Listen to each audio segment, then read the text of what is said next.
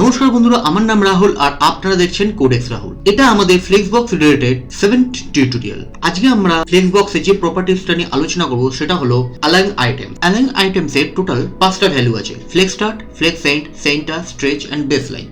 আপনাদের দেখে মনে হবে align content and align items মনে হয় সেম টু সেম, কিন্তু না, অনেক কিছু সিমিলারিটিস আছে অ্যান্ড অনেক কিছু আলাদা আছে।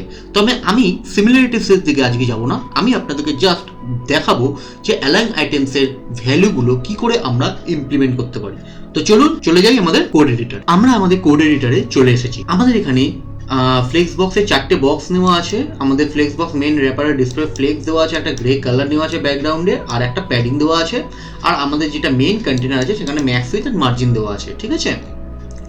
তো আমরা আজকে যে প্রপার্টিসটা নিয়ে আলোচনা করবো সেটা হলো অ্যালাইন আইটেমস।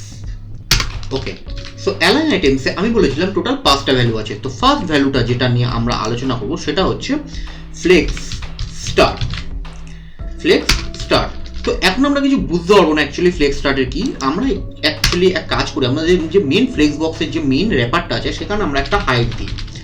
হাইট আমরা 500 পিক্সেল দিয়ে দিই। যখন দেবো তখন আমরা দেখবো যে ফ্লেক্স অ্যালাইন আইটেমস ফ্লেক্স স্টার্টটা দিলে ওপর থেকেই স্টার্ট হচ্ছে। ওকে, এইবার আমরা কি করি, অ্যালাইন আইটেমসটাকে আমরা সরিয়ে দিই, সেট করবো, এটা স্ট্রেচ হয়ে যাবে। মানে এটা ফার্স্ট টু মানে যতটা আমাদের মেন কন্টেনারের হাইট সেটা ততটাই এর হাইট তৈরি হয়ে গেল অটোমেটিক্যালি।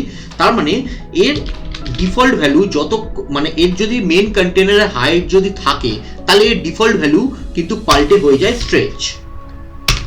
ওকে, মানে যখন মেন কন্টেনারের একটা ফিক্স হাইট দেওয়া না থাকে, ঠিক আছে, মেন কন্টেনারে যতক্ষণ একটা ফিক্স হাইট দেওয়া না থাকে ততক্ষণ পর্যন্ত এর অ্যালাইন আইটেম স্ট্রেচই থাকে, ঠিক আছে। মানে আমি যদি ফিক্স হাইট যদি নাও দিই, আমি যদি ফিক্স হাইটটাকে সরিয়েও দিই, আমি যদি বাটনে এবার যদি সেভ করি, এটা বোঝা যাচ্ছে না। এবার যদি আমি কি করি, বাদিক থেকে 20 পিক্সেল আর নিচ থেকে আমি 300 পিক্সেলের প্যাডিং দিয়ে রাখছি, আর ডান দিক থেকে 20 পিক্সেল যদি সেভ করি, তাহলে কিন্তু আমরা দেখতে পারবো না যে অ্যালাইন আইটেমস এটা স্ট্রেচ হয়েছে, কারণ এটা আমরা প্যাডিং দিয়ে বাড়িয়েছি, তাই না।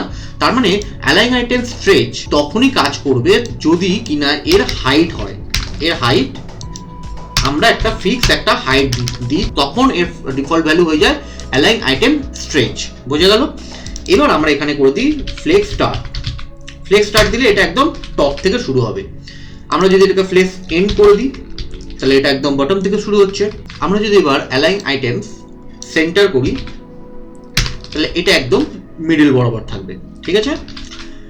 আচ্ছা, তার মানে আমরা stretch, flex start, flex end and centre এই 4টে বুঝে নিচ্ছি। এবার আমাদের লাস্ট যে ভ্যালুটা আছে বেস লাইন। তো বেস লাইন বোঝার জন্য আমরা কি করব, আমরা ফার্স্ট অ্যালাইন আইটেম সেন্টার এই কথাটা সরিয়ে দিই। তো আমাদের এটা স্ট্রেচ হয়ে গেল। আমরা এবার কি করব, আমাদের আইটেম 3 এর ফন্ট সাইজটা একটু বাড়িয়ে দিই। ফন্ট সাইজটা বাড়িয়ে দিলাম, এটার ফন্ট সাইজ করে দিই 60 পিক্সেল। আইটেম 4 এর ফন্ট সাইজটা একটু ছোট করে দিই। ফন্ট সাইজ 12 পিক্সেল, ঠিক আছে। আইটেম 4 এর ফন্ট সাইজটা ছোট হয়ে গেছে, এর ফন্ট সাইজটা বাড়িয়ে দিচ্ছি। আর এই যে 2 আছে, 2 এর ফন্ট সাইজটা এই 3 আর 4 এর মিডলে একটা দিয়ে দিই, ফন্ট সাইজ 18 পিক্সেল। বুঝে গেল? আচ্ছা, আরেকটু বাড়িয়ে দিই 20 পিক্সেল বা 25 পিক্সেল দিয়ে দিই। আচ্ছা, এবার আপনারা বুঝতে পেরেছেন, 1টা ছোট, তার থেকে বড় হচ্ছে 2, 3টা তার থেকে বড়, আর 4টা তার সব থেকে ছোট, ঠিক আছে। এইবার আমরা ইউজ করবো এখানে অ্যালাইন আইটেমস বেস লাইন।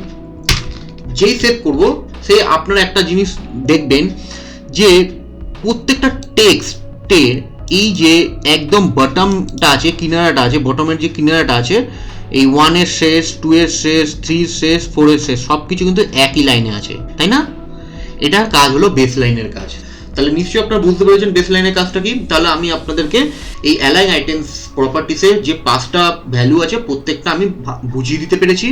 আশা করছি আপনাদেরকে বুঝিয়ে দিতে পেরেছি। যদি কোনো রকম সমস্যা থাকে, কোনো রকম প্রবলেম থাকে, যদি বুঝতে অসুবিধা থাকে, তাহলে কমেন্ট বক্সে নিশ্চয়ই একটা কমেন্ট করুন, আমি বুঝিয়ে দেবো আপনাদের অসুবিধাটা কোটা। আপনাদের ডেফিনেটলি আমি সেই হেল্পটা করবো।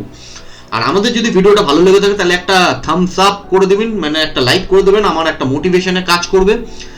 আর আমাদের ভিডিওটাকে শেয়ার করুন এন্ড আমাদের ইউটিউব চ্যানেলকে সাবস্ক্রাইব করুন এই ধরনের ভিডিও পাওয়ার জন্য। চলুন বন্ধুরা, দেখা হচ্ছে একটা নতুন ভিডিওর সাথে। এই ভিডিও সম্পর্কে যদি কোনো মন্তব্য থাকে তাহলে কমেন্ট করুন, কমেন্টে রিপ্লাই অতি অবশ্যই পাবেন। কোডেক্স রাহুলের একজন ইম্পর্টেন্ট মেম্বার এন্ড আরো ভিডিও পাওয়ার জন্য চ্যানেলটিকে সাবস্ক্রাইব করুন। যদি এই ভিডিও আপনাদের ভালো লেগে থাকে তাহলে আমাদের ভিডিওটিকে লাইক করুন আর ভিডিওটা শেয়ার করতে ভুলবেন না।